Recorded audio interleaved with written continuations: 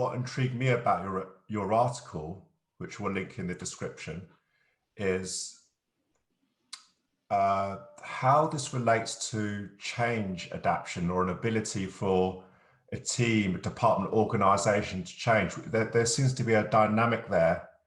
Perhaps you can share a few words about that. Does it inhibit or slow down change and value creation? Yes, so we have to understand certain things when we are talking about, and this is something I talk in my book, when we are talking about change, we are exposing people to something called accelerated change. We see more and more market disruptions because companies are using short work cycles, because of artificial intelligence, because of big data. All these things are impacting on the market. So which means that people need to adapt faster and faster. Unfortunately, our brains are not prepared for this kind of accelerated change. And I explain in the book certain techniques you can use or you must use. And the problem is when we are exposed to this high number of market disruptions, generally conflict increases in companies, and this is normal. Imagine you need some specific role in the company. Imagine you need a UX, and there are just 2 UXs in the company. Then half of the company need 2 of them, and the other half needs the same 2. They start fighting for these people and for resources. So the faster we go in the company, the faster we want to deliver business value, the more is the probability that we're going to have more conflict, internal conflict, right? So this is very important. This is why we care about organizational health. And then in companies where there are psychopathic people, then conflict is even higher. And from my perspective, there is a relationship between conflict and business value delivered. The higher the internal conflict is in the company, the less business value you're going to deliver.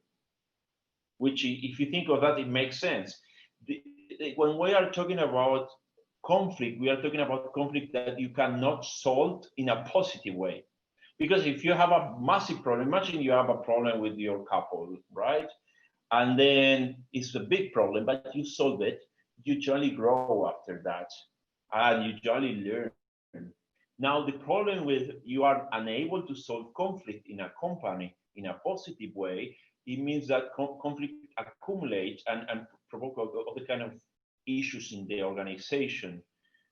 So, in general, and this is something I wanted to share with you. I don't know if you can read it, but I'm gonna tell you. So on the screen says, this is 4 things I generally see in companies which impact a lot into innovation and into how well positioned the company is. And then one is short iteration cycles or work cycles, and the possibility for people to reflect, right? If the company does short cycles, they have time to reflect, the company in general have more possibilities to increase the business value delivered.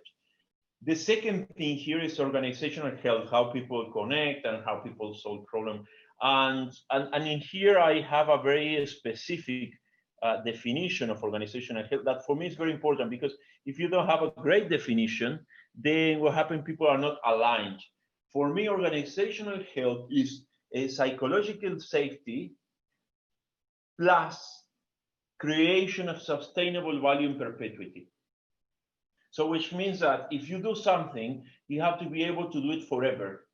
Imagine if you have a deadline and you make people work long hours. I mean, maybe you can do it for a short time, but you cannot do it forever. Which means that in order for you to have high organizational health, things have to be sustainable, right? And this is one of the most important things in an organization, in a modern company. Then we have the number of psychopathic people. If the number of psychopathic people in the company is high, then potentially you're going to have more conflict in the company. So a business value delivery is going to go lower. It's going to decrease. And the final thing that I think is very important is how people can reframe problems, or what I call mental agility. In my book, I talk about mental agility, and I teach different techniques for people to be able to reframe problems, to see problems from different perspectives. And this is connected with something called neuroplasticity, which is how your neuron connects.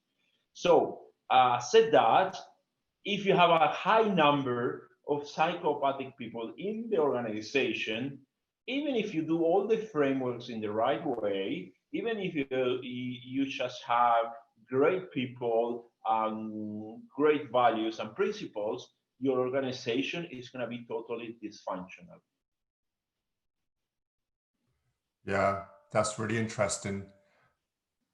The values and principles sometimes in organizations are little more than platitudes or things that people agree with, get printed up, put on the wall as posters or published on the internet site, but actually do not serve any real meaningful change. There could be new labels and old behaviors.